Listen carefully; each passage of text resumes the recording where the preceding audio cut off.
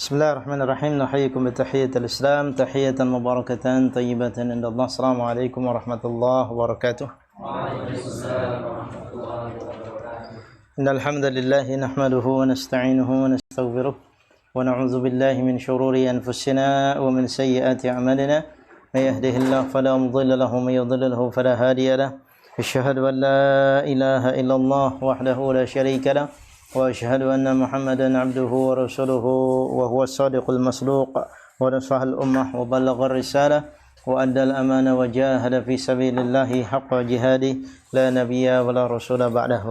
قال الله تعالى: أعوذ بالله من الشيطان الرجيم يا أيها الذين آمنوا اتقوا الله حق تقاته ولا تموتن إلا وأنتم مسلمون. وقال أيضا: يا أيها الذين آمنوا اتقوا الله وقولوا قولا سديدا يصلح لكم أعمالكم ويغفر لكم ذنوبكم ومن يطع الله ورسوله فقد فاز فوزا عظيما. قال الرسول عليه الصلاة والسلام في حديثه: اتق الله يا عباد الله، اتق الله حيثما كنت واتبع السيئة الحسنة تمحوها وخالق الناس بخلق حسن.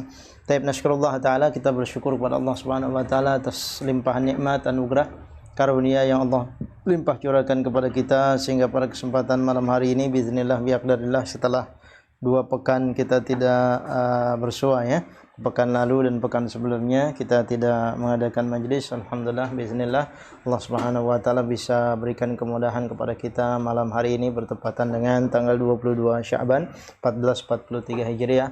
Allah Subhanahu wa taala pertemukan kita pada hari ini bismillah. Alhamdulillah di tempat yang baru, ya, tempatnya mudah-mudahan juga membawa semangat yang baru, ya, walaupun mungkin ada hal-hal yang harus dimediasikan, dikomunikasikan kemarin, ya. Yang mudah-mudahan itu semua bagian daripada ajar, ya. Ajar yang Allah sediakan, Allah berikan, ya. Kalau tidak akan menarik dan tidak akan besar apa yang kita dapatkan tanpa adanya ujian. Ya, maka ini barangkali mungkin salah satu di antara Allah Subhanahu wa taala menghendaki supaya kita selaku hamba-hambanya bisa mengangkat derajat kita sebagai seorang muslim dengan memberikan jalan ini. Tapi selawat dan salam juga tidak lupa dan lalai kita sanjungkan kepada uswah kedua kita, tauladan kita, manusia pilihan Nabi akhir zaman Muhammad bin Abdullah sallallahu alaihi wasallam, wa huwa qad akhrajana min adh-dhulumati ila an-nur, tarakna adh-dhulumati fil wara'i man wajhi nur fil amam bi nuril Islam wa bi nuril sunnatihi sallallahu alaihi wasallam. Baik, qul lakum ahlan wa sahlan. Saya ucapkan selamat datang pada para ikhwah semua. Saya mengucapkan terima kasih kepada panitia kajian, ya, Bupati, Pak Yunus, amin, dan semuanya. Ya, mudah-mudahan kita di bawah perlindungan Allah dan diberikan kemudahan Allah Subhanahu wa taala untuk bertakarrub dan beribadah kepadanya. Amin amin ya rabbal alamin. Tapi ikhwan fillah, azani Allah iyyakum. Pada kesempatan kali ini saya mungkin akan menyampaikan beberapa hal sedikit, ya, mungkin di luar daripada tema yang selama ini kita sudah bahas, yaitu dari kajian kitab tauhid, kitab al-muyassar, sebagaimana yang saya sudah sampaikan kepada yang konfirmasikan. Siapa suka? Hah? Yang mana sih orangnya? Nah, itu lihat, ya, Masya Allah. Ya, ya. Hah? Menteri Agama, ya. Masya Allah. Bikin negara sendiri nih, ya. Ya. Baik, Masya Allah, ya. Anda sudah sampaikan, insya Allah kita akan kajian malam hari ini, kajian penutup sebelum Ramadan, betul ya? Kalau misalnya jadi tanggal 1 Ramadan itu hari Sabtu misalnya, berarti kan malam Jumat sudah tarawih, ya. Nah, sudah tarawih. Nah, ini tidak mungkin lagi untuk kajian malam, ya, karena kita mungkin waktu-waktu ini sedang berada di masjid untuk melaksanakan salat Isya dan salat tarawih. Nah, mungkin ketemu lagi nanti di pertengahan bulan Syawal, ya, insyaallah, mudah-mudahan biiznillah. Tapi maka ini menjadi pertemuan terakhir sebelum masuk bulan suci Ramadan. Ada beberapa hal yang perlu kita garis bawahi, bahwa kita saat ini masih berada di bulan Sya'ban. Ya, walaupun sudah di akhir-akhir dan di paruh akhir dari bulan Sya'ban. Banyak di antara kita, sebagaimana Nabi sallallahu alaihi wasallam sampaikan dalam sebuah hadisnya, yaghfuru anhu an-nas, di mana banyak orang-orang di antara manusia yang mereka lalai terhadap satu bulan, bainar Rajab wa Ramadan, yang terletak di antara bulan Rajab dan juga bulan Ramadan. Terletak di antara 2 bulan itu adalah bulan Sya'ban. Nah, Nabi sallallahu alaihi wasallam menyampaikan yaghfulun nasu anhu, ya, orang-orang itu banyak yang lalai terhadap bulan tersebut. Sehingga para ulama salaf mereka mengatakan antumul an walastum bighadin. Antumul an walastum bighadin. Kita itu berada pada hari yang sekarang, bukan besok. Ya, kalau besok itu belum tentu kita sampai kepadanya, tapi hari ini pasti sedang kita jalani. Ya, walaupun kita tidak menafikan banyak keistimewaan, ya banyak keutamaan, fadilah yang bisa kita dapatkan pada bulan suci Ramadan. Ya, tapi bukan berarti bulan Sya'ban ini kemudian kita lewatkan begitu saja. Nabi Shallallahu Alaihi Wasallam sebutkan salah satunya beliau memperbanyak puasa, salah satunya beliau memperingatkan kepada orang-orang yang belum membayar hutang puasa, dan kemudian hal-hal yang lain yang berkaitan dengan amal-amal soleh yang kemudian mungkin ini lebih istimewa dibandingkan dengan bulan sebelumnya, yaitu bulan Rajab. Nah, salah satunya para ulama mengatakan kenapa bulan Sya'ban ini seolah-olah tidak diperhatikan, tidak dipedulikan. Ada beberapa sebab. Yang pertama, karena terletak di antara dua bulan yang istimewa. Satu, bulan Rajab disebut sebagai bulan haram. Allah Subhanahu wa taala sampaikan inna iddatasyuhuri indallahi 12 syahran. Ada 12 bulan selama 1 tahun, di situ ada arba'atu hurum, ya, ada 4 bulan haram. 4 bulan, 3 bulan diantaranya datang berturut-turut, dan satu lagi yang di luarnya, yaitu bulan Rajab ini. Nah, sehingga banyak orang yang tersibukkan pada bulan Rajab. Kemudian yang kedua, diapit oleh bulan suci Ramadan. Dan bulan suci Ramadan juga terjadi atau keutamaannya sudah kita tidak nafikan lagi, dan sudah tidak kita ragukan lagi. Ya, sehingga orang mulai sibuk dengan 2 bulan ini, sehingga yang ada di tengah-tengah ini terlalaikan. Ya, kalau kita sekarang mungkin kurang 1 pekan, mungkin sudah banyak spanduk-spanduk, sudah banyak baliho-baliho, sudah banyak pamflet-pamflet, pengumuman-pengumuman, istinya marhaban ya Ramadan, marhaban ya Ramadan. Nah, sehingga di bulan Sya'ban ini menjadi seolah-olah tidak diperhatikan. Nah, sekarang kita akan coba salah satunya syariat agama kita memberikan sebuah pelajaran. Pelajarannya itu apa? Kadang kalau misalnya kita memerintahkan kepada anak buah, ya mungkin punya karyawan, mungkin punya pekerja, atau mungkin kita punya ide ya dalam satu organisasi atau lembaga, seringkali kita punya usul atau punya ide yang idenya menurut kita bagus dan menurut orang lain bagus, tapi kadang-kadang bingung untuk mencapainya bagaimana. Ya, ketika orang yang punya ide disuruh untuk menjalankan, dia nggak mau. Ya, biasanya kan begitu ya, ente ide doang banyak, dan suruh jalanin, suruh eksekusi nggak bisa. Nah, ini kan biasanya begitu ya. Tapi syariat agama kita mengajarkan kepada kita melalui syariat yang diberikan oleh Allah Subhanahu wa taala, memerintahkan kepada sesuatu, dan suatu ini ada tujuannya, tapi memberikan jalannya dan kemudian memberikan efek dari sesuatu yang akan dapatkan. Ya, contoh konkretnya adalah dalam masalah ini, ya, dalam masalah intisari kepada takwa. Kenapa Allah Subhanahu wa taala sampaikan kepada kita di akhir ayat dalam surat Al-Baqarah ayat 183? Yang banyak di antara kita yang beberapa waktu yang lalu saya sampaikan, kita banyak hafal karena apa? Seringnya dengar. Setiap hari kita dengar, bukan sengaja antum ngapal ya ayyuhallazina amanu, ya ayyuhallazina amanu gini kan. Kalau kita ngapal biasanya diulang-ulang begitu ya. Ya ayyuhallazina amanu kutiba alaikumusiyam gitu. Sampai akhirnya kita sering dengar, sampai akhirnya ayat tersebut hafal. Ujungnya, endingnya Allah katakan la'alakum tattaqun, supaya kalian bertakwa. Banyak sekali ayat-ayat yang Allah Subhanahu wa taala perjelas, dan Allah Subhanahu wa taala sindir kita dan memberikan wejangan kepada kita sekaligus arahan tentang masalah takwa ini. Inna akramakum indallahi atqakum. Sungguhnya yang paling mulia di antara kalian adalah orang yang paling bertakwa. Tazawwadu fa inna khaira zadi taqwa. Berbekalah kalian karena sesungguhnya sebaik-baik bekal adalah takwa.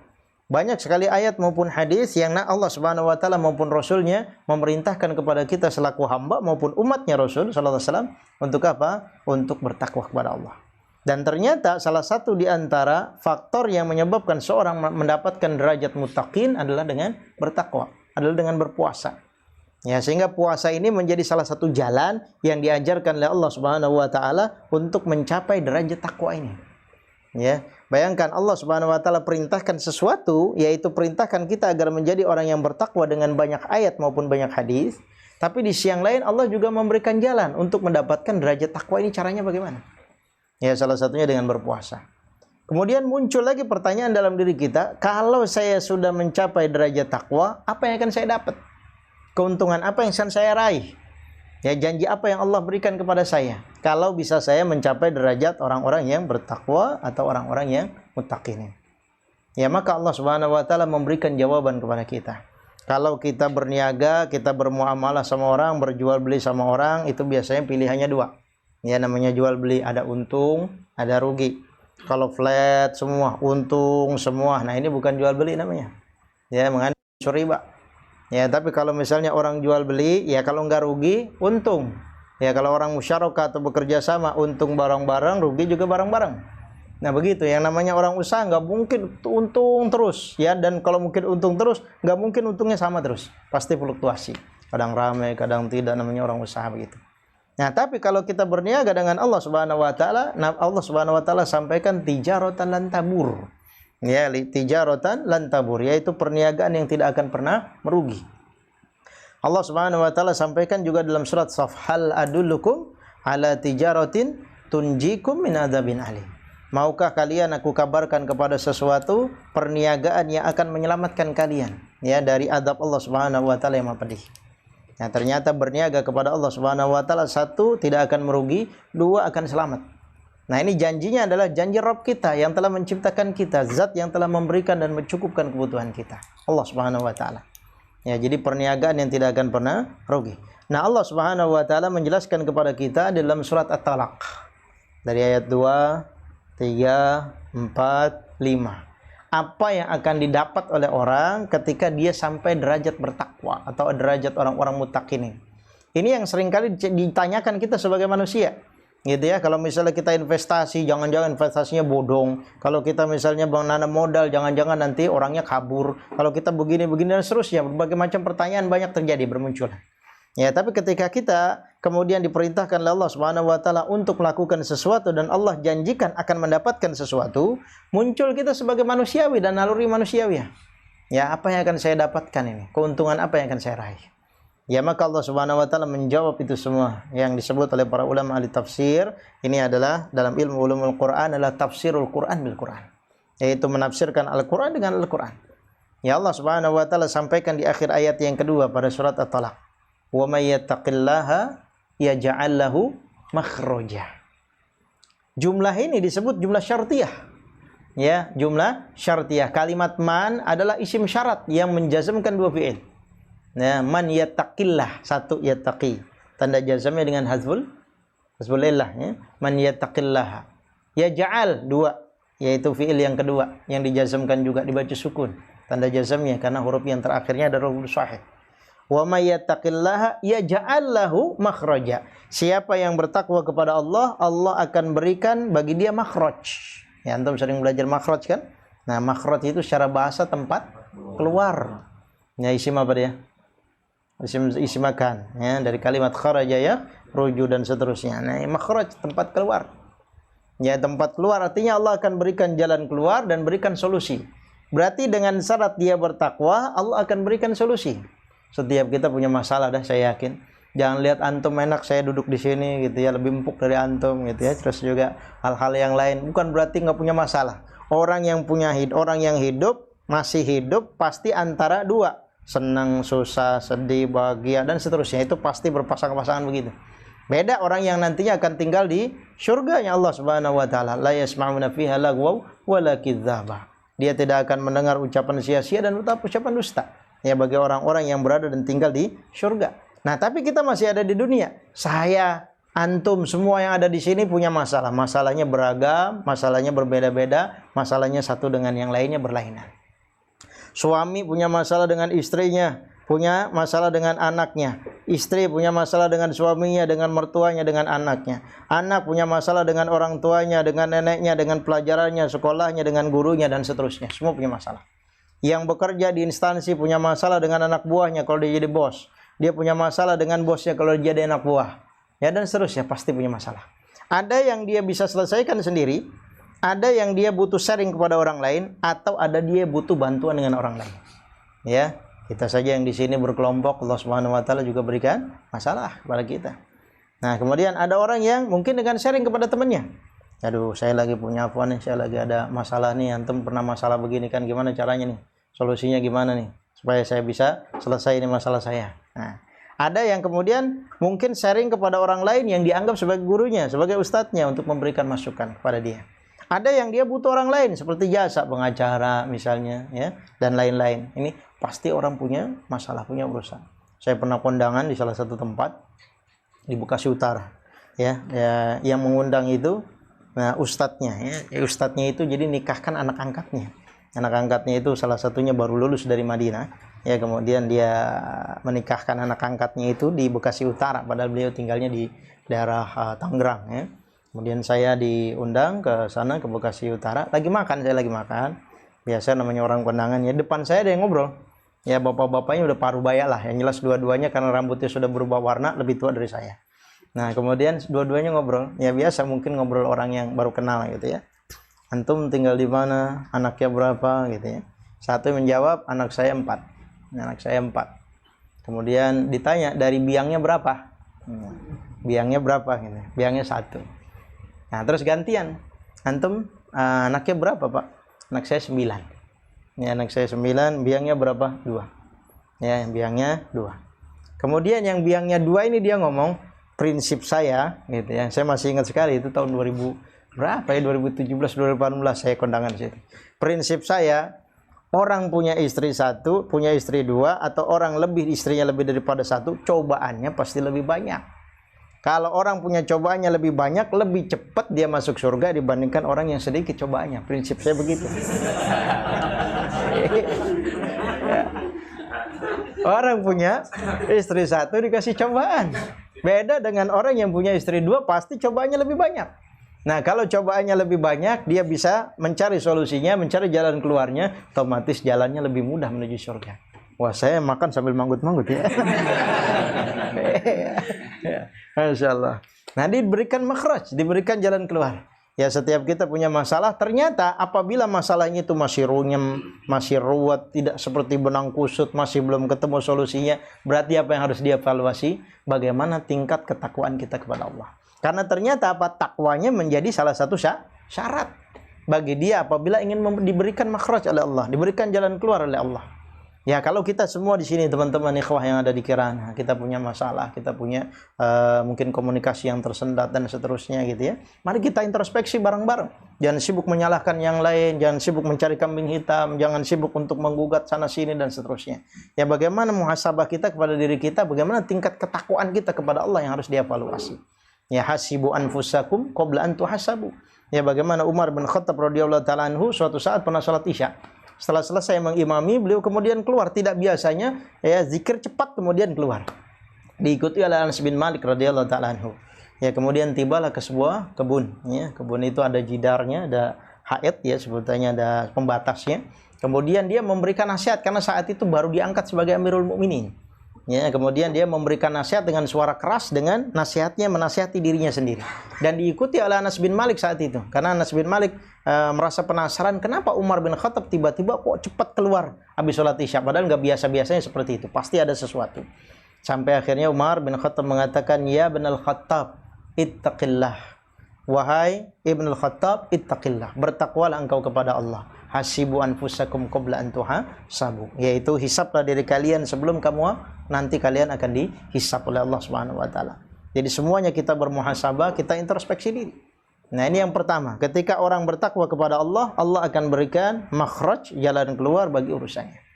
Kemudian yang kedua, Allah lanjutkan dalam ayat yang ketiga, wa yarzuquhu min haitsu la yahtasib. Ya, wa yarzuquhu min haitsu la yahtasib. Allah akan berikan rizki kepadanya dari arah yang tidak dia duga-duga dan tidak dia sangka. Mungkin bagi kita pernah ngerasakan yang namanya rezeki nomplok. Ya mungkin bukan kayak anak kecil ya, pesawat minta duit gitu kan. Bukan begitu. Mungkin ada orang juga buang duit 1 karung, enggak juga gitu ya. Tapi kadang-kadang ada rezeki yang tidak pernah kita pikirkan, ternyata ada Allah berikan ini rezeki melalui jalan sesuatu yang tidak pernah kita duga. Ya, saya sendiri mungkin sekali 2 kali mendapatkan demikian itu ya.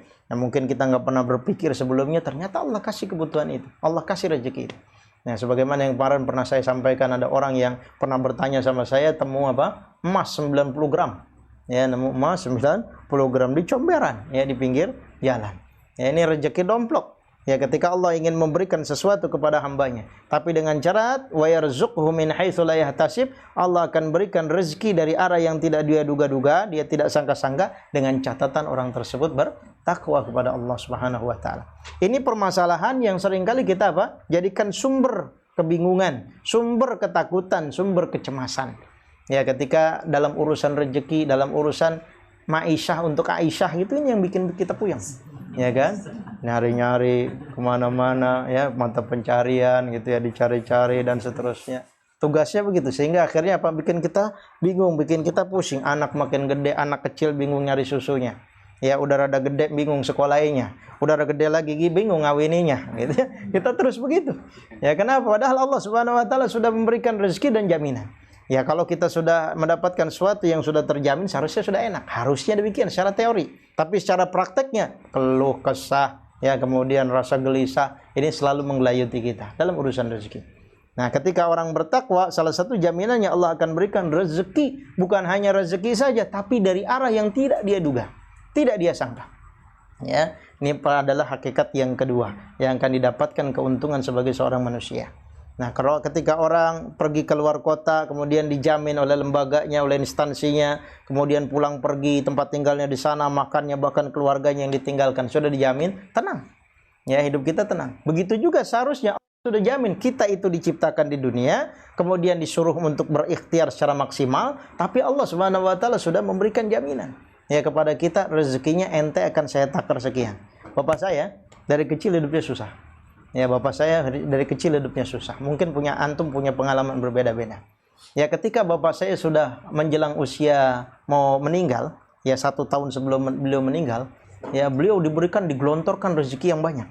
Ya, Masya Allah, sampai kami bisa beli tanah di Pamulang, ya, kemudian yang harganya tidak sedikit. 1 tahun kemudian bapak saya meninggal.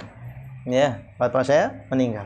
Jadi saya berpikir, Masya Allah, beliau belum sempat menikmati ini secara zahir, secara nyata ketika di dunia. Tapi Allah Subhanahu wa taala akan panggil hambanya setelah Allah sempurnakan rezekinya. Ya, kalau misalnya di masa muda kemudian dia hidupnya susah, tapi Allah takdirkan rezeki dia segitu, di akhir hayatnya Allah akan berikan dan sempurnakan rezekinya karena bagian dia segitu. Ya, bukankah Nabi sallallahu alaihi wasallam sudah katakan ketika menjelaskan tentang hadis penciptaan manusia, bikatbi rizqihi wa ajalihi wa amalihi saqiyun aw sa'id. Ya, dengan ditetapkan rezekinya, amalnya, kemudian hidupnya, sengsaranya maupun bahagianya sudah ditetapkan oleh Allah Subhanahu wa taala. Ini dalam masalah takdir, dalam masalah akidah kaitannya. Ya, dan ini sudah kita pelajari, ini sudah kita tahu secara teorinya, tinggal praktek.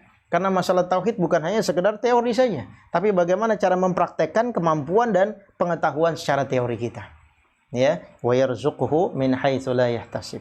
Ya, sehingga Imam Syafi'i beliau mengatakan, ya, saya tidak pernah bingung terhadap sesuatu yang telah dijamin terhadap rezeki saya, yaitu Ar-Raziqi, yaitu Allah yang telah memberikan rezeki kepada saya. Walaupun rezeki saya ada di bawah lautan, di dasar lautan, Allah akan keluarkan, di atas langit Allah akan turunkan. Ya, jadi inilah maha kuasanya Allah, maha kasih sayangnya Allah Subhanahu wa taala kepada kita selaku hamba-hambanya. Taib. Adapun ada orang yang kemudian punya gaji besar tidak cukup, orang yang punya gaji kecil cukup. Kadang-kadang kita ngelihat anak tukang abu, bawa abu. Zaman dulu saya di Jakarta, ya, orang tukang abu jualan abu. Sekarang mungkin udah nggak ada abu gosok, ya. Kan zaman dulu ada abu gitu, ya, abu gosok jualan, dia muter pakai gerobak. Ya, gerobak di Jakarta itu biasanya masih ada abu. Dia punya anak, saya lihat kadang-kadang anaknya 4 di bawah semua. Dia juga bisa hidup, punya istri, punya anak, itu hidup jualan abu. Ya, jualan abu. Padahal kadang-kadang juga ada orang yang kemudian punya rezekinya banyak, rezekinya lebih, tapi ternyata apa? Dia tidak cukup dengan rezeki yang Allah berikan. Jadi intinya apa? Salah satu di antara sumber ketakwaan sebagaimana yang disebutkan oleh Ali bin Abi Thalib, beliau mengatakan al-qanaatu bil qalil. Qanaah, puas dengan apa yang Allah berikan, tapi bil qalil, dengan sesuatu yang sedikit. Dan ini identiknya kalau orang yang puas, orang yang senang, orang yang merasa berkah dengan yang banyak. Wah, rezeki saya berkah karena banyak. Tapi kalau rezeki saya sedikit, dianggap tidak berkah. Nah, lihat standarisasinya, barometernya adalah banyak atau sedikit yang dia terima. Ya, kalau banyak ya berarti ini alhamdulillah berkah rezeki saya nih, gitu, ya kan? Ya, kalau dikit kagak gitu, ya. Padahal al-qana'ah bil qalil. Ya, kata Ali bin Abi Thalib, sedikit ya dengan puas dengan yang sedikit. Nah, ini ternyata punya orang-orang yang bertakwa saja. Ya, hanya punya dan dimiliki oleh orang-orang yang bertakwa. Ini yang kedua, kata Allah Subhanahu wa taala, wa yarzuquhu min haitsu la yahtasib. Ya, Allah Subhanahu wa taala akan memberikan rezeki dari arah yang tidak dia duga-duga. Kemudian yang ketiga, Allah Subhanahu wa taala juga sampaikan di dalam akhir ayat yang keempat, wa may yattaqillaha yaj'al lahu min amrihi yusra. Ya. Siapa yang bertakwa kepada Allah Subhanahu wa taala, Allah akan berikan dan jadikan urusannya gampang. Urusannya mudah. Kita sudah dicekoki sejak kecil, diajarkan oleh guru TK, guru TPA, juz-juz amma, ayat-ayat pendek, surat-surat pendek. Salah satunya surat Al-Insyirah. Inna ma'al usri yusra. Ya, inna ma'al usri yusra. Yusra-nya sebagai isim inna muakhar. Nah, kalimat al-usri itu maknanya kesulitan, kesusahan. Al-usr. Kesulitan, kesusahan, kesukaran atau sinonim yang lain yang identik dengan itu. Dan Allah gunakan kalimatnya dengan menggunakan alif lam. Al-usri, inna ma'al usri. Maksudnya apa? Kalau sebuah bahasa kalimat berbahasa Arab yang menggunakan pakai alif lam disebut isim apa? Isim ma'rifat. Ya, isim ma'rifat. Berarti Allah menggunakan dengan isim ma'rifat dan isimnya mufrad. Yaitu satu kesulitan, satu kesukaran. Tapi Allah gunakan dengan kalimat yusra. Ya, bentuknya bentuk nakirah, bersifat umum. Disebutkan oleh Syekh Abdurrahman As-Sa'di dalam kitabnya Qawaid Fiqhiyah, an-nakiratu tufidul umum. Ya, an-nakiratu tufidul umumah. Nakirah itu memberikan faedah keumuman. Jadi artinya apa? Satu kesulitan, Allah berikan banyak kemudahan. Yang ini seharusnya disebut dalam kitab Ma'ani An-Nahwi yang ditulis oleh Syekh As-Samarra'i, yang menunjukkan kepada kita makna yang mendalam dari maksud dari Allah Subhanahu wa taala dalam ayat tersebut. Nah, ketika satu kesulitan yang Allah berikan, kemudian ternyata Allah banyak memberikan kemudahan dari satu kesulitan ini. Ya, dengan syarat tadi, ketika Allah Subhanahu wa taala ingin memberikan jalan yang mudah bagi seseorang, syaratnya dia harus bertakwa. Makanya Allah katakan, wa may yattaqillah. Siapa yang bertakwa kepada Allah, yaj'al lahu min amrihi yusra. Allah akan berikan kemudahan bagi urusannya. Kalau kita punya masalah, nanya sama teman, dia sering mendoakan kita, ya, dengan mengatakan, mudahkan, semoga Allah mudahkan urusan antum. Ya, semoga Allah Subhanahu wa taala berikan jalan keluar bagi urusan antum. Ya, dan seterusnya. Ini ketika kita nanya sama teman, ya, sharing sama mereka, ya, akan diberikan doa sama mereka supaya urusan kita mudah. Ya, nah, tapi ini sebagai salah satu syarat yang bisa bikin kita introspeksi. Kalau urusan kita tidak juga dibikin mudah, berarti bagaimana interaksi kita dengan Allah, bermuamalah kita dengan Allah Subhanahu wa taala. Ini yang perlu kita sadari dan perlu kita rasakan sebagai seorang hamba terhadap Rabb-nya, terlebih lagi memasuki bulan suci Ramadan.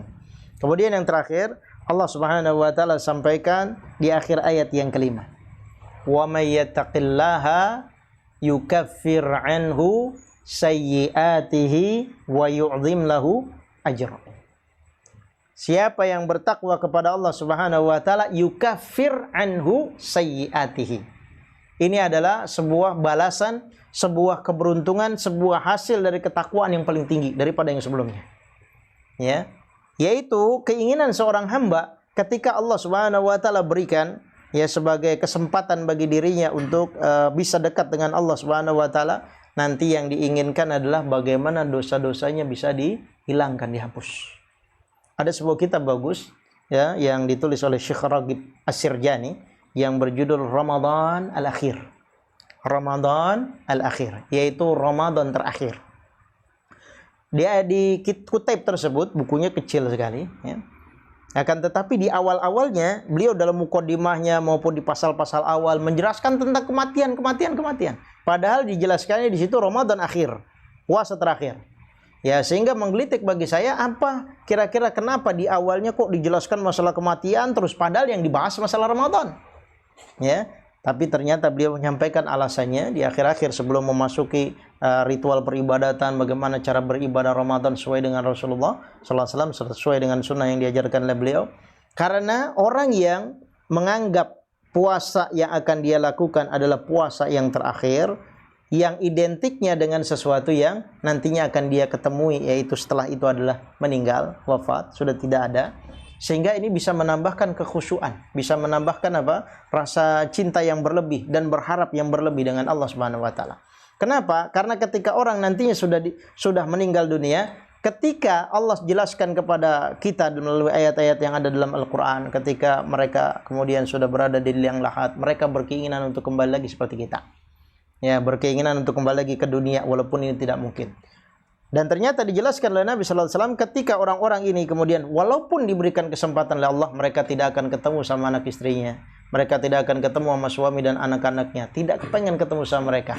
Mereka juga tidak pengen ketemu lagi sama harta-hartanya yang pernah ditinggalkan, yang dia cari dengan susah payah, tidak. Dia cuma pengen bersujud kepada Allah Subhanahu wa taala saja.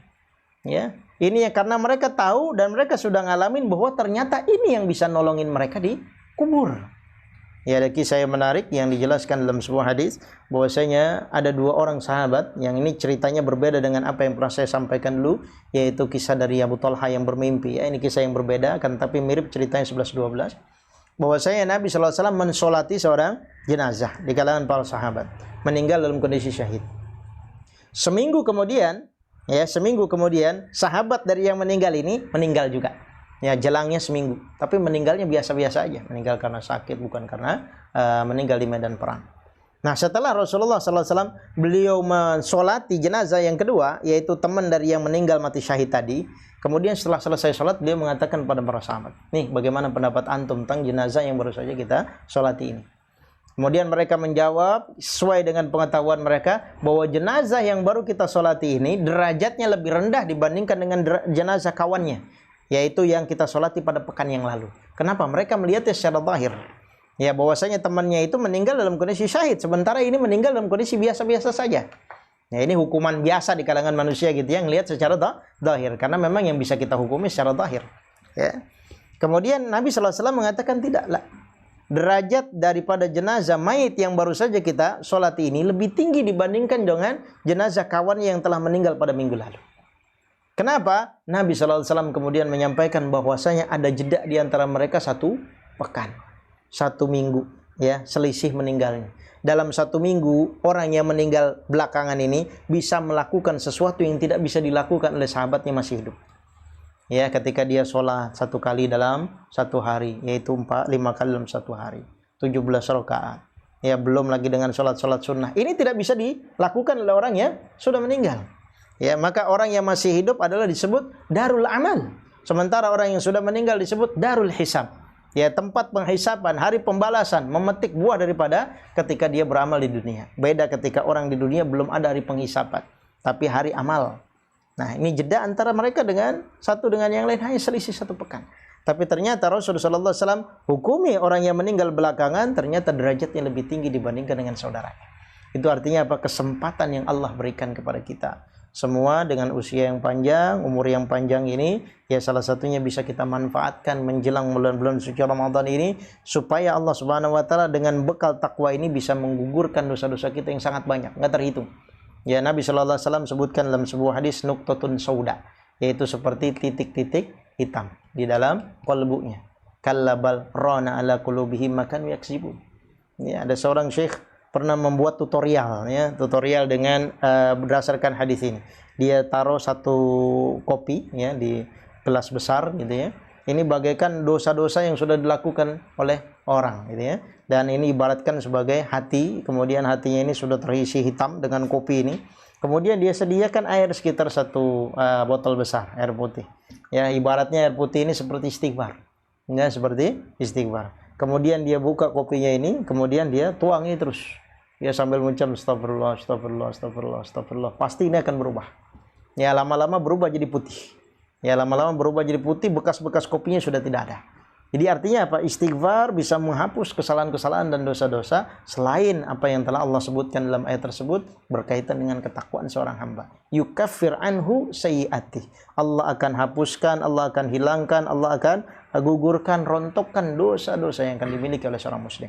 Ya, bagaimana orang yang bertakwa saja akan mendapatkan seperti itu? Masalah yang lebih kecil. Sampai duri saja menusuk di kaki kita. Itu menjadi kafarah min khatayahu. Ya, di antara kafarat dan di antara penggugur dosa-dosa yang dilakukan dari kesalahan seorang muslim. Ya, maka Nabi sallallahu alaihi wasallam katakan ajaban li amril mukmin. Ya, sungguh sangat menakjubkan perkara yang ditemukan oleh seorang muslim. Apabila dia mendapat musibah dia bersabar, apabila dia mendapatkan ya, keberuntungan atau kenikmatan dia bersyukur, sabar dan syukur. Ini salah satu hidup di antara kaum muslimin. Ya, ketika dapat musibah sabar. Ya, ketika dapat nikmat bersyukur. Ya, ketika kita berada dalam dua hal ini, inilah orang yang sangat beruntung. Sehingga Nabi sallallahu alaihi wasallam katakan ajaban li amril mukmin, sangat menakjubkan urusan seorang mukmin.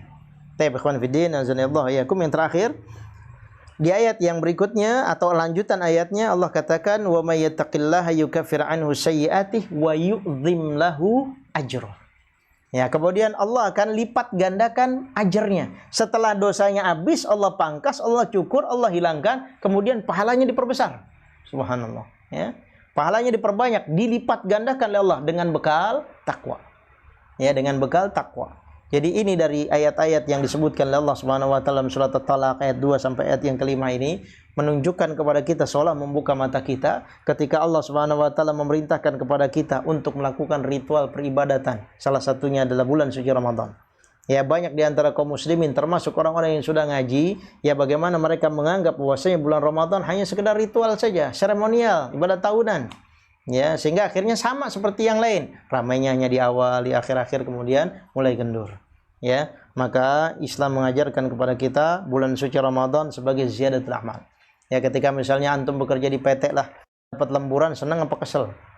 Ya, senang. Iya. Ya, apalagi kalau lemburannya gede kan. Ya, walaupun hitungannya beda gitu kan. Nah, iya. Nah, ini saya juga tahunya karena nggak pernah ngalamin di PT gitu ya. Ada orang yang disuruh bagi rapot, nggak pernah datang. Alasannya lembur terus gitu ketika waktu itu padahal di hari libur, hari Sabtu, hari Minggu gitu biasanya gitu ya kalau tempat sekolahan gitu ya. Kemudian ditelusuri apa sih sebabnya gitu ya. Ternyata perkara ini. Ya, perkara ini. Setelah saya tanya-tanya, emang kalau lembur dapatnya berapa sih segini? Saya juga kaget, gede juga ternyata ya. Pantes kagak datang gitu ya. Ya, zaman dulu kan kalau ngambil rapat titipin aja udah sama temennya jadi gitu ya. Nah, kalau sekarang kan kita kepengen sekolah Islam, bagaimana sekolah Islam biar maju supaya orang tuanya juga ikut peduli terhadap anaknya. Salah satunya ketika bagi rapat misalnya gitu ya. Nah, ini salah satu di antara keuntungan yang akan didapatkan oleh seorang ketika bertakwa. Nah, ini salah satunya kenapa Allah Subhanahu wa taala perintahkan kita puasa untuk jadi orang yang bertakwa. Setelah kita jadi takwa, keuntungan ini akan dapat. Satu, kita akan diberikan jalan keluar. Yang kedua, Allah akan berikan rezeki dari arah yang tidak disangka-sangka. Yang ketiga, Allah Subhanahu wa taala akan menjadikan urusan kita mudah, gampang. Yang keempat, Allah Subhanahu wa taala akan gugurkan dosa-dosa kita.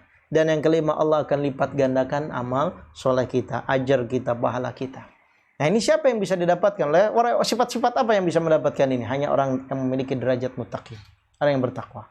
Ya, marilah kita coba memberikan semangat untuk diri kita, memberikan motivasi buat diri kita supaya tahun ini di bulan suci Ramadan ini yang disebutkan oleh tadi Syekh Raghib Ar-Rasyidjani, bagaimana di Ramadan al-akhir, Ramadan terakhir, bagaimana ternyata ini menjadi impian, angan-angan, cita-cita yang tidak mungkin bisa tercapai bagi orang yang sudah wafat, bagi orang yang sudah meninggal. Ya. Yang orang yang sudah meninggal kemudian dia bermimpi, berkeinginan, bercita-cita untuk bisa hidup lagi di dunia, ketemu lagi bulan suci Ramadan. Nah, kita yang masih Allah berikan kesempatan untuk hidup di dunia dan akan ketemu dengan bulan suci Ramadan yang sudah diambang wajah ini, yang sudah diambang depan kita ini, maka harus menjadikan ini sebagai apa? Sebuah kesempatan. Ya, kesempatan emas bagi kita untuk banyak beristighfar kepada Allah, ingat segala dosa-dosa yang pernah kita lakukan, dan ini salah satu ziyadah al-amal, tambahan bonus dari Allah Subhanahu wa taala yang tidak dimiliki oleh kaum-kaum yang lain, yang tidak dimiliki di hari-hari yang lain, di bulan-bulan yang lain kecuali bulan suci Ramadan ini, ya. Maka kenapa ini identiknya dengan disebutkan oleh beliau identiknya dengan sesuatu yang berbau kematian, karena ini ternyata menjadi impian bagi orang-orang yang sudah meninggal dan tidak akan bisa didapatkan lagi oleh mereka. Nah, ini mungkin salah satu tasyyi' yang saya bisa sampaikan, berikan motivasi kepada diri saya pribadi khususnya dan teman-teman semua bahwa kita akan masuk ke bulan suci Ramadan. Salah satunya bukan hanya mempersiapkan bahan makanan, minyak goreng mahal dikumpulin gitu ya, nyiapin telur ya, tepung terigu dan lain-lain yang harganya mulai meroket, melonjak gitu ya. Tapi bagaimana juga bisa mempersiapkan fisik dan keimanan kita. Ya, bagaimana menyiapkan jiwa kita ya supaya diibaratkan al-qalbu kal wi'a. Hati itu seperti wi'a, ya seperti wadah. Ya seperti bejana, dia bisa diisi apa saja. Ya, dia bisa diisi apa saja. Seolah-olah apa yang selama ini sudah kita lakukan selama 11 bulan sudah bebas, ya. Kita lakukan gitu ya, sehingga di bulan suci Ramadan ini Allah Subhanahu wa taala jadikan seolah-olah menjadi rem cakram ya buat kita bagaimana caranya menghentikan semua kesalahan dan dosa yang sudah kita lakukan selama bulan-bulan tersebut, dan kemudian kita putihkan pada bulan suci Ramadan ini, diambil kesempatan bagi kita untuk bisa bertakarrub, mendekatkan diri kepada Allah Subhanahu wa taala sejauh amal yang bisa kita lakukan, yang kita mampu. Insyaallah taala kita akan mendapatkan derajat orang yang bertakwa dan akan mendapatkan fasilitas yang Allah berikan di antara fasilitas-fasilitas yang sudah Allah sebutkan dalam surat At-Talaq. Nah, baik, Allah taala. Dan mungkin ini para ikhwah sekalian yang bisa saya sampaikan pada kesempatan malam hari ini, ya hanya sekedar sharing saja, hanya sekedar memberikan nasihat ya kepada diri saya pribadi dan kepada kita semua menjelang bulan suci Ramadan, pertemuan terakhir ya, supaya kita sama-sama diberikan semangat lebih ya supaya menghadapi bulan suci Ramadan. Tapi barangkali ada tambahan dari ikhwah teman-teman, baik, fadhal, silakan. Ini apa nih bukatin? Ya, bismillah.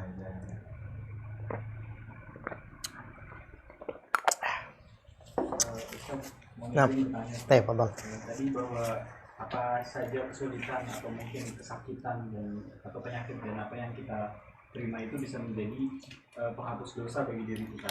Itu apakah hanya untuk orang yang bersabar dalam menghadapi kesulitan itu, ataukah termasuk juga orang yang tidak bersabar barangkali dalam menghadapi kesulitan itu? Nah, baik, syukran, barakallah. Baik, jazakallahu khair, barakallah. Baik, ikhwan fillah, azanillahu iyyakum. Baik, Nabi sallallahu alaihi wasallam mengatakan dalam sebuah hadis, ya ketika ini berkaitan dengan seorang perempuan, ya perempuan ini kehilangan putranya. Ya, perempuan ini meninggal anaknya. Nah, kemudian dia menangis di samping makam, samping kubur. Nah, kemudian Nabi sallallahu alaihi wasallam lewat di pemakaman tersebut, kemudian mengatakan kepada perempuan ini, ittaqillaha wasbiri. Ittaqillaha wasbiri. Bertakwalah engkau kepada Allah dan bersabarlah. Kemudian wanita ini mengatakan, pergi saya, bahasa kita yang bahasa kasarnya, enyah kamu dari saya, ya karena kamu tidak merasakan seperti apa yang saya rasakan. Ini kan kadang-kadang kalau orang sudah sampai kepada tingkat rasa pesimis atau rasa putus asa yang sudah sangat tinggi, ketika dia diberikan nasihat mendapatkan musibah, itu biasanya jawabannya begitu, ente nggak ngerasain sih apa yang saya rasain, ngomongnya gampang, sabar gitu, gampang ngomongnya mah, saya nih yang ngerasain ini kan, biasa gitu kan. Nah, kurang lebihnya perempuan ini ngomong gitu, ya nyah kamu dari saya karena kamu nggak ngerasain apa yang saya rasain. Nah, kemudian Rasul pun pulang. Ya, kemudian karena Rasul tidak sendirian, kemudian orang yang bersama Rasul ini memberitahu kepada perempuan ini, yang tadi kamu usir itu ternyata Rasulullah. Ya, sehingga perempuan ini merasa bersalah karena dia tidak tahu. Sampai akhirnya dia masuk ke rumah Rasulullah yang saat itu tidak ditutup pintunya, kemudian beliau minta maaf perempuan itu. Ya Rasulullah, saya tidak tahu kalau ternyata yang memberikan nasihat kepada saya itu adalah engkau. Maka Nabi SAW mengulang dari apa yang beliau sampaikan di awal, ittaqillaha wasbiri innamas sabra fi musadafatil ula. Bahwasanya kesabaran itu pada benturan yang pertama. Yaitu kalau orang yang sabar itu dapat kabar mendadak ya tentang sakitnya, meninggalnya, tentang musibah yang dialami oleh orang tersebut, itu pada berita yang pertama dia bisa sabar, ini dikatakan orang yang bersabar. Innamas sabru fi musadafatil ula. Bahwasanya kesabaran itu pada benturan yang pertama. Ya, ketika dia dapat kabar mendadak dia bisa sabar, itu berarti dia termasuk orang yang sabir, yaitu orangnya bersabar. Maka tingkatan dalam bahasa Arab pun sama. Sabir adalah orang yang bersabar. Kalau sabur sangat sabar. Sabar banget itu sabur. Ya, syakir orang yang bersyukur. Syakur orang yang sering banyak bersyukur. Makanya ada Abdul Syakir, ada Abdul Syakur gitu kan. Nah, syakur. Ya, rasanya berarti apa? Orangnya ini bersyukur banget, sering bersyukur. Ya, ini sighah mubalaghah dalam bahasa Arab ya. Jadi bagaimana kalau orang yang ketika dia dapat ujian atau dapat musibah, apakah syaratnya harus bersabar kemudian supaya dia dapat pahala? Iya. Syaratnya 2. Ya, disebutkan dalam kitab Riyadhus Shalihin, ya ada hadisnya, kemudian disyarah oleh Syekh Muhammad bin Shalih Al-Utsaimin dalam kitab Riyadhus Shalihin fi Sayyidil Kalam Al-Mursalin, bahwasanya 2 hal. Yang pertama adalah sabar wahtasib, isbir wahtasib. Yaitu bersabar dan mengharap pahala dari apa yang didapati berupa musibah ini. Dengan cara dia bersabar dengan apa yang Allah berikan berupa musibah. Dan yang kedua adalah dengan cara apa? dengan cara dia mengharap pahala dari apa yang telah Allah berikan kepadanya, ya berupa musibah. Orang yang paling susah, contoh Abu Kilabah. Yang paling susah, contohnya Urwah bin Zubair. Ya orang-orang yang sudah mendahului kita di kalangan para sahabat, ada Abu Kilabah. Yang dia nggak punya tangan, nggak punya kaki, matanya nggak bisa lihat, telinganya nggak bisa dengar, cuman bisa ngomong. Ya matanya nggak bisa ngeliat, kupingnya cuman lihat sayup-sayup doang dengarnya. Tangannya buntung, kakinya buntung. Coba bayangin. Tapi gelarnya mentereng, radhiyallahu anhu. Allah ridha kepada mereka. Ya sampai dijelaskan dalam kitab oleh Imam Al-Hakim ya, dalam kitab Ats-Tsabat, beliau menjelaskan bahwasanya ada seorang laki-laki yang berpatroli ya di hutan, kemudian mendengar ada suara dari sebuah tenda. Ya kemudian berzikir, saya lupa zikir doa yang dilakukan atau dibacakan oleh Abu Kilabah ini, intinya adalah dia bersyukur kepada Allah dengan apa yang telah Allah berikan kepada dia. Nah, sehingga orang yang berpatroli ini menganggap bahwa orang yang ada dalam tenda itu pasti orang yang dapat kenikmatan besar, orang yang wajahnya tampan dari Allah. Kenapa? Karena dia dengar doa ini. Ya karena bersyukur sekali dengan apa yang telah Allah berikan kepadanya. Setelah dia masuk ke tenda ternyata apa? Kaget. Ya ternyata matanya nggak bisa melihat, telinganya tidak bisa dengar, tangan dan kakinya buntung. Ya ternyata Abu Kilabah. Ya. Kemudian dia minta tolong sama orang yang patroli ini, tolong carikan anak saya, karena anak saya sudah 3 hari hilang. Ya saya tidak bisa makan karena yang biasa memberikan makan adalah anak saya. Sekarang anak saya sudah tidak ada. Dicari-cari oleh dia, ternyata apa? Anaknya sudah dimakan oleh binatang buas. Ya, gak lama kemudian beliau pun meninggal. Setelah itu beliau tahu bahwa ternyata dia adalah murid dari Anas bin Malik, yaitu Abu Kilabah radhiyallahu taala. Begitu juga Urwah bin Zubair. Ya, Urwah bin Zubair orang yang masa kecilnya punya cita-cita untuk menjadi ulama besar.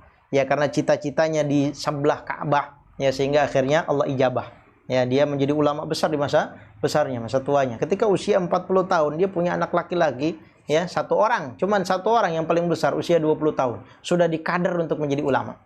Ya, diajaklah anaknya itu ke kekhalifahan. Ya, sampainya di sana ternyata anaknya meninggal.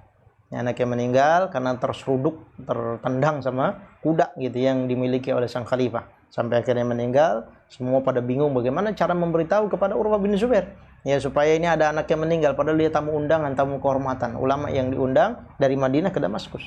Ya kemudian si Urwah bin Zubair setelah tahu, saya akan sendiri yang akan urus, saya mandikan, saya kafani, saya menguburkan. Nah ketika dikuburkan saat itu sedang ada wabah. Ya sehingga siapa yang kena wabah maka harus diamputasi. Maka saat dia turun ke liang lahat, dia pun terkena wabah itu sampai kakinya harus diamputasi. Ya diamputasi. Masya Allah, sampai dia kehilangan anak, dia kehilangan kaki sampai saat itu di hari yang sama. Ya ketika dia pulang ke Madinah banyak orang takziah. Ya ngomongnya sama, sabar saya. Sampai akhirnya dia mengatakan, kenapa antum semua ngomong sabar sama saya? Ya Allah Subhanahu wa taala, bukankah Allah telah memberikan saya 4 orang anak? Allah cuma ambil 1, saya masih punya 3. Allah memberikan kepada saya 4 anggota badan, 2 tangan, 2 kaki. Allah cuma hanya ambil 1, saya masih punya 3. Apa yang Allah berikan lebih banyak dari apa yang telah Allah ambil. Jadi ya, ini derajat dan makom yang dimiliki oleh para ulama dalam menyikapi musibah. Jadi menurut saya, menurut kita semua, orang itu punya musibah masing-masing, cuman bedanya bagaimana orang bisa menyikapi musibah yang terkena sama diri dia. Ya, ada orang yang sikapnya mungkin datang tempat-tempat maksiat, ada yang datang ke tempat-tempat rekreasi, ada yang bisa ngopi bareng baru bisa hilang gitu ya, masalahnya, ada yang kemudian harus dekat dengan Allah dan seterusnya. Ini sikap yang dimiliki oleh seseorang tergantung derajat keimanan orang dalam menerima musibah tersebut. Maka benar, bagaimana ketika orang yang terkena musibah dia bisa mendapatkan pahala, syaratnya 2, yaitu sabar dan mengharap pahala dari Allah Azza wa Jalla. Wallahu a'lam. Kayak lagi cukup? Nah, bayan al-fadhal. Kita kadang merasa ibadah kita udah maksimal gitu. Terus kita ngerasa kita udah masuk derajat takwa itu kan. Nah. Padahal cobaan yang Allah janjikan itu belum sampai kita menyentuh derajat takwa itu. Kita sebagai makhluk harus seperti gimana tuh? Nah, dalam menyikapi untuk introspeksi diri, bermuhasabah lagi. Iya. Baik. Nah, memang untuk mencapai derajat takwa ini sangat berat, ya, sangat sulit. Ya, sehingga para ulama termasuk di kalangan para sahabat pun mereka punya definisi yang berbeda-beda tentang masalah takwa ini. Ya, ada diantaranya adalah Umar bin Khattab ketika bertanya kepada Ubay bin Ka'ab. Ya, dua orang ini adalah dua orang sahabat yang soulmate ya zamannya. Kemudian mengatakan Umar kepada Ubay bin Ka'ab, bagaimana menurut kamu tentang takwa ini? Maka Ubay mengatakan, kalau kamu berjalan di sebuah jalan, jalan itu banyak durinya, banyak halangan, rintangannya, apa yang kamu lakukan? Maka Umar mengatakan, saya akan hati-hati. Ya, begitulah orang yang bertakwa. Dia akan selalu berhati-hati dalam menempuh jalan yang Allah berikan dia kesempatan untuk hidup di dalamnya. Sementara Ali bin Abi Thalib, salah satu yang tadi saya sebutkan, beliau mengatakan ada 4 definisi orang yang bertakwa. Al-khawfu minal jalil, al-amalu bitanzil, al-qana'atu bil qalil, wasti'dadu li yaumir rahil. Yang pertama, al-khawfu minal jalil. Dia takut terhadap Allah Subhanahu wa taala. Ya, takut terhadap apa yang telah Allah ancam, apa iqabnya Allah, ya siksaan, hukuman Allah, janji-janji dari Allah Subhanahu wa taala yang sifatnya apa? Menjerumuskan, akan memberikan siksaan kepada manusia. Kemudian yang kedua adalah al-amal bitanzil, beramal dengan apa yang telah Allah turunkan. Dalam hal ini apa? Al-Qur'an, hadis, sunnah Nabi sallallahu alaihi wasallam. Kemudian yang ketiga al-qana'atu bil qalil yang tadi saya sempat singgung, dan yang terakhir al-isti'dad li yaumir rahil, yaitu mempersiapkan diri untuk hari yang akan datang. Ya, hari yang akan datang. Maka kita sekarang sibuk mengurus masa depan saya nanti kalau tua seperti apa. Ya, saya tadi siang ke Yutaka ya. Kemudian teman-teman banyak yang lagi rame sibuk untuk mencari investasi kalau pensiun dini. Ada yang mau bikin cucian motor, ada yang mau ini, ada yang mau ini dan seterusnya gitu ya. Ini mikirin masa depan. Ya, masa depan dia di dunia gitu ya. Yang seharusnya lebih jauh lagi daripada itu adalah masa depan kita tipe 21, 2 kali 1. Ya, 21 2 kali 1 itu seharusnya masa depan yang harus kita pikirin lebih jauh. Karena itulah masa depan yang sesungguhnya gitu ya. Walaupun kita nantinya hari tua, tapi walaupun itu belum sampai dan belum ada jaminan untuk sampai ke situ, kita pikirin, kita punya istri, punya anak, apa-apa aja. Ya, tapi jangan sampai melupakan apa yang masa depan yang akan kita lakukan dan akan kita hadapi setelah itu, yaitu kematian ini ya. Maka bagaimana kalau kita pengen mencapai derajat yang bertakwa ini? Memang tidak ada barometernya gitu ya. Barometernya kayak misalnya apa, termometer ya, atau misalnya meteran atau apa gitu, nggak ada seperti itu ya. Tapi memang ketika kita memiliki salah satu di antara sifat-sifat yang telah dijelaskan oleh para ulama itu, yakinlah bahwa kita akan termasuk orang-orang yang Allah pilih menjadi orang-orang yang bertakwa. Karena dengan takwa ini salah satunya menjadi bekal bagi kita untuk bisa hidup di dunia, kemudian bisa merasakan kenikmatan nanti di akhirat kelak ya. Jangan pernah berhenti, jangan pernah puas dengan pencapaian diniyah yang kita miliki ya. Saya sudah belajar, saya punya ilmu, saya sudah ikut kajian, saya merasa cukup gitu ya. Karena salah satunya adalah ketika Nabi sallallahu alaihi wasallam ada 2 hal yang tidak akan pernah puas ya, la yashba, dia tidak akan pernah puas. Salah satunya adalah talibul ilmi dan talibul mal, yaitu orang yang menuntut ilmu dan orang yang mencari harta. Orang yang mencari harta tidak akan puas. Punya 1 lembah emas, dia pengen 2. Ya, dia punya 2 lembah emas, dia pengen punya 3. Begitu juga talibul ilmi seharusnya tidak punya puas. Ini sifat dasar dari penuntut ilmu. Ya, tidak boleh puas dengan apa yang pencapaian yang dia dapat. Ya, walaupun dia sudah ngaji kemana-kemana, dia sudah hatam beberapa kitab, dia sudah berpindah dari satu syekh ke syekh yang lain, satu ustadz ke ustadz yang lain. Salah satunya sifat dari penuntut ilmu, dia tidak puas dengan apa yang telah ia dapat. Nah, kita coba cicil yang memperbaiki diri setiap hari ini. Adapun nanti Allah Subhanahu wa taala hitung kita ya masuk dalam derajat orang-orang yang bertakwa atau tidak, Allah yang paling berhak. Yang penting bagi kita memaksimalkan ikhtiar supaya kita bisa mencapai derajat seperti yang Allah inginkan dengan cara dan konsep yang telah Allah Subhanahu wa taala tentukan. Allahu a'lam. Tapi cukup satu terakhir. Nah, Allah amin. Bagaimana cara kita itu mengaplikasikan atau mempraktekkan sifat qanaah? Kadang orang itu hafal itu di sekolah bagaimana, seperti apa, udah hafal, udah tahu, bahkan mungkin sering mendengar dari ustaz-ustaz dan catat gitu. Tinggal dunia itu ke bawah, ke atas, kita selalu bersyukur. Tapi faktanya dalam praktek nggak seperti itu. Kita dunia ya pasti ke atas terus. Makanya nggak pernah cukup. Kita kerja, cari tambahan, dan kurang terus. Baik, nah, syukran, masyaallah, barakallah. Tayyib al-qanaah. Ya, al-qanaah adalah merasa puas, ya, merasa puas dengan apa yang telah Allah berikan kepada dia. Dan ini memang merupakan salah satu ciri di antara orang yang bertakwa dengan ini tadi. Ya, sehingga Nabi sallallahu alaihi wasallam katakan, "Undur ila ma asfala minkum."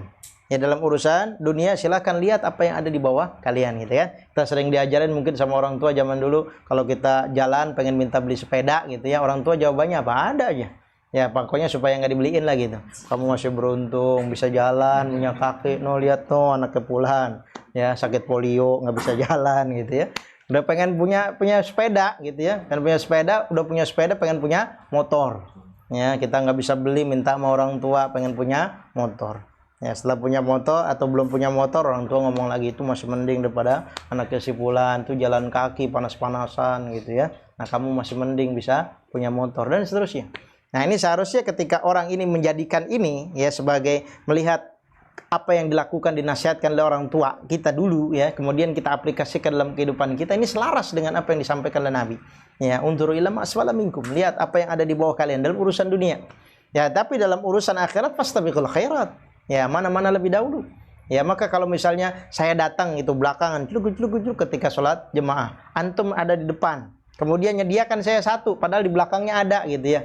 Nah, kemudian menyisakan kepada ustadznya untuk satu gitu ya. Nah, ini salah. Kenapa? Karena ini dalam urusan akhirat harus apa? Fastabiqul khairat. Tidak ada ustadz duluan dah kalau masuk surga, ustadz duluan dah, saya belakangan dah. Enggak ada. Ya, dalam urusan akhirat. Ya, dalam urusan akhirat adalah fastabiqul khairat. Ini prinsipnya. Ya, prinsip kita adalah bagaimana bisa berpacu, berlomba-lomba untuk mendapatkan sesuatu yang lebih baik dalam urusan akhirat. Nah, kalau dalam urusan dunia benar seperti apa yang sudah dikatakan Amin, selaras dengan apa yang disampaikan oleh Nabi Shallallahu Alaihi Wasallam. Nah, ini secara teori kita hafal, secara teori kita tahu, ya secara teori kita sudah paham. Tapi pengaplikasiannya, maka pernah saya sebutkan, ada namanya hidayah irsyad wal bayan, ada yang namanya hidayah taufik. Namanya hidayah irsyad wal bayan, orang ini tahu bahwa qanaah ini adalah bagian daripada sifat orang yang bertakwa. Bagian daripada ajaran Rasulullah, bagian daripada dia bisa bersyukur dengan apa yang Allah berikan. Tapi ternyata untuk melakukan ini dia butuh hidayah yang lain, yaitu hidayah taufik ini. Ya, sama seperti kita lah, laki-laki misalnya kita tahu bahwa sholat jemaah di masjid itu wajib bagi laki-laki. Tapi ternyata toh juga ada yang bolong-bolong, ada yang masih sholat di rumah, ada yang mungkin masih ditunda-tunda sholatnya, padahal mungkin dia sudah ngaji. Ngajinya tidak bisa jadi patokan. Ya, oke, dia sudah ngaji secara irsyad wal bayan, secara pengetahuan dia sudah tahu bahwa wajib bagi laki-laki dia sholat di masjid. Tapi untuk pelaksanaannya Allah harus memberikan hidayah taufik lagi buat orang ini. Ya, untuk bisa melakukan, digerakkan hatinya untuk bisa melaksanakan sholat jemaah di masjid. Nah, ini hidayah taufik yang kita harus cari. Dan terus kita minta kepada Allah. Makanya kita terus minta ihdinas shiratal mustaqim, ihdinas shiratal mustaqim. Kuncinya di hidayah taufik. Nah, kalau hidayah taufik perantaranya dari mana? Allah yang memberikan. Sehingga kita tidak bisa meminta kepada manusia. Kalau misalnya antum pengen tahu suatu ilmu, bisa punya perantara. Nanya sama kiai, nanya sama ustadz, nanya sama ajengan, nanya sama syekh. Ya, antum jadi tahu yang sebelumnya tidak tahu. Ya, tapi kemudian setelah antum tahu ini mau melakukan atau tidak, nah ini urusan Allah yang akan berikan ini kepada kita. Nah, siapa berarti yang harus kita pinta? Nggak bisa antum minta kepada saya atau kepada asatidz yang lain. Kenapa? Hanya minta kepada Allah Subhanahu wa taala agar Allah memberikan dan keringanan, kemudahan bagi dia untuk mengamalkan ilmu yang sudah dia tahu ini. Nah, ini bentuk hidayah taufik ini. Sama seperti masalah qanaah. Ya, kita secara teori sudah tahu semua, ini penting, ini bagian daripada syukur, bagian dari tanda ketakwaan. Tapi untuk merasakan ini ternyata dalam medan perang atau dalam medan perang ketika kita hidup di keluarga kita, ternyata tidak semudah itu. Ya, misalnya lah contoh lah, antum kerja di satu PT. Kerjanya sama, tahun masuknya sama, gajinya sama. Gitu ya. Teman sebelah, ya dia punya rumah tingkat, punya mobil lagi, ya. Mobil dia ras, mobil kita kerek misalnya gitu ya. Carry terus gitu ya. Nah, sama istrinya kita kuat. Wah, nggak apa-apa lah, alhamdulillah rezeki dia lah. Istri kagak kuat. Bang, itu tetangga kita kerja sama mantum. Ya, ngapa dia punya mobil cakep abang kagak gitu ya. Iya, kepancing. Istrinya aman, anaknya. Iya, anaknya bapak itu punya HP baru, bagus, saya HP-nya begini doang. Coba dah. Dipengaruhi. Nah, ini dalam urusan dunia, berlomba-lomba orang kalau sudah terkena apa? Bukan setan, bukan hanya melihat orang awam atau talib. Ya, dalam urusan syahwat. Ya, karena setan punya dua mata, salah satunya adalah syahwat, salah satunya syubhat. Syahwat itu terkena semuanya, orang alim, talib, orang awam semua kena. Ya, tapi kalau syubhat hanya orang-orang alim dan orang-orang yang berilmu yang Allah selamatkan. Jadi hidayah taufik ini yang butuh kita cari dan minta kepada Allah supaya bisa mengamalkan kemampuan ilmu yang kita dapatkan melalui hidayah irsyad wal bayan. Allahu a'lam. Cukup ya? Mungkin ini para ikhwah sekalian yang bisa Anda sampaikan pada kesempatan malam hari ini. Semoga ini menjadi hal yang bermanfaat buat kita semua dan menjadi tambahan wawasan buat kita untuk kita amalkan dan praktekkan dalam kehidupan kita sehari-hari. Amin ya rabbal alamin. Yang menang datang dari Allah Azza wa Jalla, yang salah dari diri saya pribadi dan godaan syaitan yang terbetul. Naktafi bihadzal qadar bi du'ai kafaratul majlis. Subhanakallahumma wa bihamdika asyhadu an la ilaha illa anta astaghfiruka wa atubu ilaik. Assalamualaikum warahmatullahi wabarakatuh.